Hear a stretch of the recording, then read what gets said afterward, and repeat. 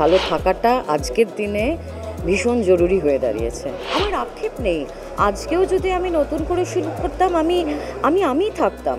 Coat কাটা তা আমি জানি না, স্পষ্ট বক্তা হওয়াটা তো উচিত বলে আমি জানি। বিস্ফোরক বা কটাক্ষ এই ধরনের যেগুলো হয় সেগুলো বিরক্তি লাগে আমার। নমস্কার, আর্টিস্ট টিভিতে আপনাদের সকলকে স্বাগত। আমি পূর্বাশা রয়েছে, আর আমার সঙ্গে এই মুহূর্তে রয়েছেন ভীষণ প্রিয় একজন মানুষ, আপনাদের খুব পছন্দের অভিনেত্রী শ্রীলেখা মিত্র। শ্রীলেখা দি, স্বাগত আর্টিস্ট টিভি। Thank you. অনেক দিন পর তোমায় পেয়েছি আড্ডা দেওয়ার জন্য। প্রথমেই জিজ্ঞাসা করবো, কেমন আছো? ভালো মন্দ মিশিয়ে আছি, সবটা যে মানে একদিন ভালো থাকি তো একদিন অতটা ভালো থাকি না, সো ঠিক আছে, লাইফ চলছে। একদম মানে লাইফ তো চলবেই, বলো, তার মধ্যে থেকে হয়তো ভালো থাকাটা খুঁজে নিতে হবে আমাদের। সেটা খুব ইম্পর্ট্যান্ট। ভালো থাকাটা আজকের দিনে ভীষণ জরুরি হয়ে দাঁড়িয়েছে, যেখানে চারিদিকের এক্সটার্নাল ফোর্সেসগুলো তোমাকে এমনভাবে কাজ করছে যে তুমি ক্রাম্বল করো, তুমি ভেঙে পড়ো। সেখান থেকে তোমাকে নিজেকে ভালো রাখতে হবে। এটা হয়তো খুব দরকার। আমরা দেখো মানে প্রত্যেক দিনের হয়তো দৈনন্দিন যে ইঁদুর দৌড়, আমরা সবাই ছুটে চলেছি কোথাও গিয়ে নিজেকে ভালো রাখতে, কোথাও ভুলে যাই। তোমার কি মনে হয় যে নিজেকে কি ইগনোর করা হয়? আমি ইঁদুর দৌড়ে প্রথম থেকেই পার্টিসিপেট করিনি, কারণ রেসের শেষে আমি ইঁদুর হতে চাইনি। তো ইঁদুর দৌড়ে কোনো দিন থাকবো না বলে আমি একটু স্বতন্ত্রভাবে আমার জীবনটা অতিবাহিত করার চেষ্টা করেছি। তার জন্য একটা ব্যাকল্যাশ হয়েছে, সেটা না হলেই আমি খুব অবাক হতাম, আশ্চর্য হতাম। তাই যেটা হওয়ারই কথা সেরকমই হয়েছে, but it's okay for me. তুমি যেটা বললে যে তোমার এই সিদ্ধান্ত, এটার জন্য তোমার এত বছরের অভিনয়ের মানে কেরিয়ার যদি দেখি, তো কোনো আক্ষেপ আছে? না, আক্ষেপ কিছু নেই আমার। আসলে মানুষ আমাকে ওই ভাবে যে আমি যেই কথাগুলো বলেছিলাম সেগুলো কোনো আক্ষেপ থেকে, আমার আক্ষেপ নেই। আজকেও যদি আমি নতুন করে শুরু করতাম আমি থাকতাম। তো আমার যে ভ্যালিউসগুলো, আমার যে জীবন ধারণের যেই অবলম্বন নিয়ে যেগুলো নিয়ে আমি জীবন যাপন করি, সেগুলো তো পাল্টাবে না। আমার ভেতরে কিছু জমা কথা ছিল, সেগুলো একটা পয়েন্টে বেরিয়েছে, এবং সেগুলো আমি তো কোনো একটা মিথ্যা কথা বা ভুল কথা বলি না। জেনারেলি আমি মিথ্যা কথাটা খুব কম বলি, বা মানে অন্যায় দেখলে সেটাকে পাশ কাটিয়ে যাওয়া, সেটা আমার নেচারের মধ্যেই নেই। তো আক্ষেপ বলে কিছু নেই। তুমি নিজেও হয়তো এটা শুনে আক্ষেপ ক্যারিয়ার মানে প্রফেশনাল দিক থেকে নয়, আমার আক্ষেপ হচ্ছে আমি লাস্ট বাবাকে আরেকবার একটুখানি যদি দেখতে পেতাম চলে যাওয়ার আগে, আমি যদি মাকে মানে পার্সোনাল এইগুলো না, টাকা কাজ আসবে যাবে এইগুলো ঠিক আছে, এগুলো ইম্পর্টেন্ট, 100% ইম্পর্টেন্ট বেঁচে থাকার জন্যে, আজকের দিনে ভালোভাবে বেঁচে থাকার জন্য ইম্পর্টেন্ট।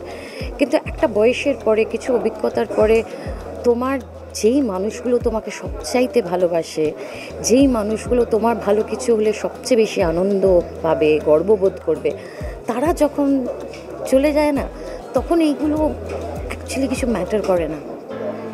এই যে শ্রীলেখা দিয়ে, এটা তো হিউজ লস, বাবা মা দুজনেই না থাকা, হারানো। কখনো গিয়ে তোমার একা লাগে না? সবসময় মনে হয়, মানে আমি এখনও বললে আমার এখনও চোখে জল চলে আসবে, কারণ মানে ওরা আমার সবই ছিল। আর এখন মেয়েটাও কলেজে পড়তে চলে গেছে ব্যাঙ্গালোরে, সুতরাং আমার এই পাড়িয়ারাই আমার ভরসা। ওরাই আমার লাইফ লাইন, ওরাই আমার সব, ওরাই আমার সন্তান। তো মানে অনেকেই বলে যে দুটো কাজ করলাম বম্বেতে, ওরা মানে ওখানে থাকার কথা। আমার এখন আর বাচ্চাগুলোকে ছেড়ে থাকবো সেইটা আমি ঠিক হয়ে উঠতে পারি না আর কি। এই পাড়িয়াদের জন্যই তোমার একটা বিশাল লড়াই আছে। আমরা যারা তোমাকে চিনি খুব কাছ থেকে, তোমার কমপ্লেক্সেও এই জিনিসটা হয়েছিল, তুমি প্রচুর লড়াই করেছিলে সেই সময়। তো এই পাড়িয়া ছবিতে অভিনয়টা মনে হয় তোমার জন্য এতদিনে একটা ঠিকঠাক ছবি তুমি পেয়েছো। ক্যারেক্টারটা হয়তো অন্যরকম হলেও ছবিটা তোমার জন্য ঠিক ছিল। নিশ্চয়ই, সেটা তো মানে 100 বার। আর যেটা আমি বললামও, তথাকে আমি আমার লড়াই পাশে পেয়েছি যে কোনো বিষয়ে, তথা দেবুলিনা দুজনকেই। সুতরাং তথাকে আমি খুব পছন্দও করি, খুব স্নেহ ভালোবাসা একটা কাজ করে আমার ওর প্রতি। আর ও আমাকে বোঝে কীরম যেন একটা, মানে আমাদের দুজনের একটা মানে একটা জানা বোঝাটা অন্য রকম, সেটা খুব একটা অন্যান্য ইকুয়েশনের মধ্যে পড়ে না। মানে এমন নয় যে তথা আমার খুব কাছের বা আমি তথার খুব কাছের মানে তথা সব ছবিতে আমাকে নেবে বা আমিও এক্সপেক্ট করবো, সেরম নয়। এগুলো কিন্তু কিছু সম্পর্ক থাকে কাজের বাইরে, যা মানুষ আজকাল ভুলে গেছে, যে সবাই সবসময় একটা স্বার্থ দিয়ে সব কিছুকে ডিফাইন করে। তো ওটা আমি পারি না করতে। আর যদি বুঝি অপর দিকের মানুষটা আমার সাথে স্বার্থ নিয়ে মিশছে, আমি বোঝার পর আমি একটু অলুফ হয়ে যাই।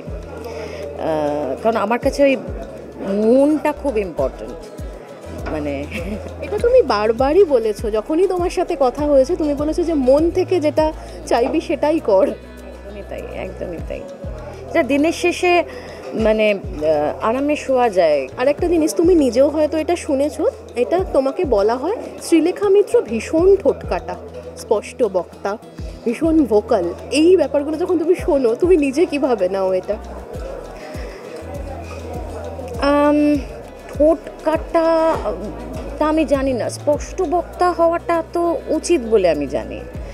তো বিস্ফোরক বা কটাক্ষ এই ধরনের যেগুলো হয় সেগুলো বিরক্তি লাগে আমার। কিন্তু স্পষ্ট বক্তা, আমার ধারণা মানুষ তো স্পষ্ট বক্তাই হবে, এটাই তো হওয়ার কথা। তো সেটাকে আমি মনে করি ইয়া দিস ইজ গুড।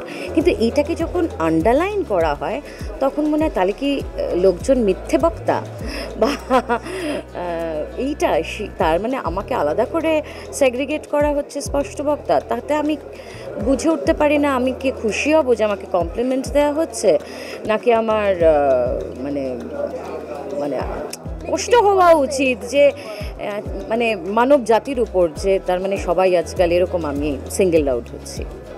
তো শ্রীলেখা দি, আর একটা জিনিস তোমার সাথে যখন এর আগেও কথা হয়েছিল, তুমি একটা জিনিস একটা কথাতে একটা ইন্টারভিউতে বলেছিলে যে তুমি সবসময় জীবনটাকে ভালোভাবে দেখতে চাও। প্রাক্তন নিয়েও অনেক কথা হয়েছিল, তুমি বলেছিলে যে প্রাক্তনকে কখনো অসম্মান করতে নেই। তোমার এই যে দর্শন, মানে কোথাও গিয়ে কিন্তু তুমি এই যে এগিয়ে যাওয়াটা, এটা ভালো থাকা, যেটা বারবার আমি বলছি, তোমার থেকে এই ছোট ছোট জিনিসগুলো অনেকটা শেখার। তোমার কি মনে হয় যে কোনো সম্পর্ক শেষ হয়ে গেল মানেই তাকে অসম্মান করতে হবে? কোথাও তো সেটা তো নয়। কোনো সম্পর্ক কেন, কাউকেই অসম্মান করাটা উচিত নয়।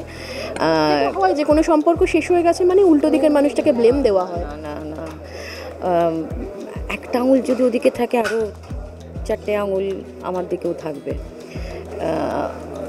অনেক সময় একটা সম্পর্ক অনেক কিছুর কারণে হয়তো ঠিক আমরা ছোটোবেলায় যেরকম পড়ে থাকি and they lived happily ever after হয়ে ওঠে না।